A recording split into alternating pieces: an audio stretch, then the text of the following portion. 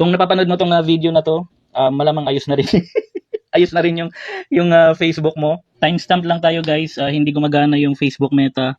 May login error. Ito yung date and time, June 12, Friday, 9:59 PM Manila time.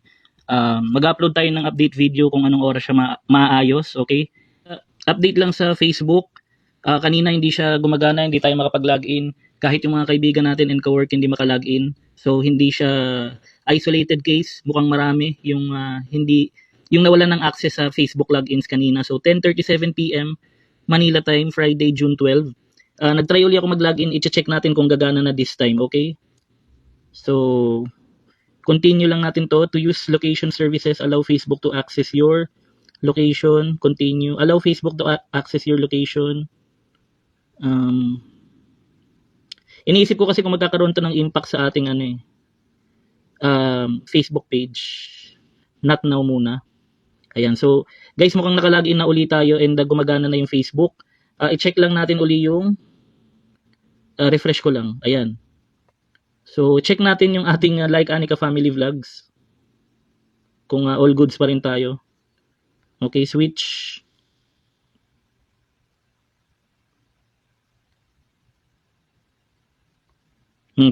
Ito, yung naka-follow tayo kay magkano? 10 minutes ago. Sino kinabahan, nakala na hack yung FB nila? Ayan. So mukhang okay naman. Check lang natin yung account natin. Siyempre yung unang-unang i-check natin kung ano pa ba. Kung monetize pa tayo. Ba, ang daming nung huli nating post. Ayan, check lang na, spot check lang tayo guys para sigurado. Uy, tumaas ng kanina 50 lang yan 4.50 lang kanina yan. Ayan. Monetization, recommendations active.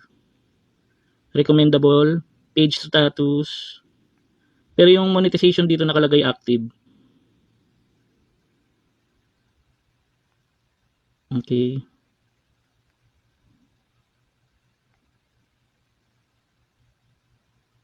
Monetization programs, your profile can earn monetize content. All your content are eligible to earn. Ayan, so ano na siya, gumagana na siya.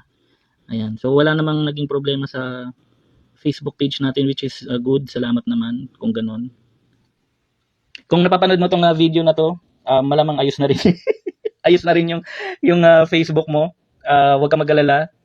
BAU tayo, back business as usual sa ating mga Facebook content monetization. Okay? So comment below kung all goods na rin ba yung Facebook mo. Okay? Maraming salamat. See you sa next video natin.